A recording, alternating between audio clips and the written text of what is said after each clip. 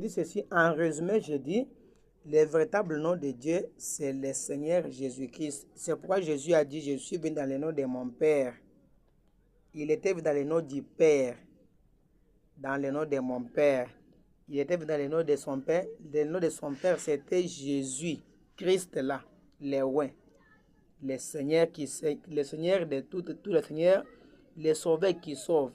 Alors si tu adores dans un autre nom, si tu adores dans le nom d'un prophète, tu iras en enfer. Et d'ailleurs, ton jugement, Jésus va te juger avec colère.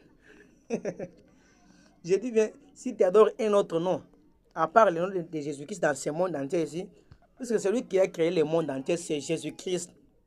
Selon ce que nous avons déjà lu avec vous dans le livre de Jean. Jean chapitre 1, le verset 14 là. La parole a été faite chair. Donc c'est la parole qui a créé toutes choses. Toutes choses ont été créées par la parole. Et la parole qui était venue faire la chair, c'était Jésus.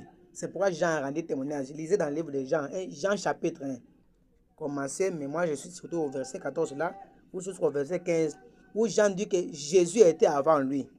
Or, sur la naissance, Jésus était venu, donc Jean-Baptiste était né, mais après, si c'est 6 mois, 7 mois, 8 mois, Jésus était né. Mais Jean dit, lui était avant moi. Alors toi, tu as le courage d'adorer un prophète à la place de celui qui était avant un prophète. Quel courage! Quel courage!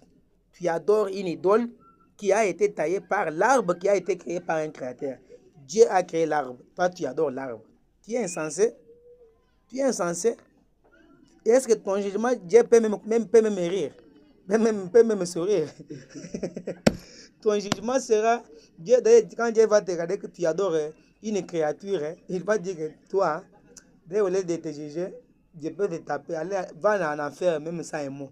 C'est pourquoi, mes frères et sœurs, le seul et adorable, c'est le Seigneur et Sauveur Jésus-Christ. C'est celui qui est la parole faite chair, selon Jean chapitre 1, selon aussi Genèse 1. Tout ça parle dans le livre des Colossiens, dans le livre des Actes, même Pierre, Paul plutôt, oui, même Pierre là, dans le livre des Actes ici. On voulait les adorer un jour, puisqu'ils ont accompli un miracle. Même lorsque Pierre est parti chez Corneille, les gens voulaient donc s'agenouiller devant lui. Pierre a dit, attention, ne faites pas ça. Moi aussi, Pierre qui parle ici, je suis un homme comme vous.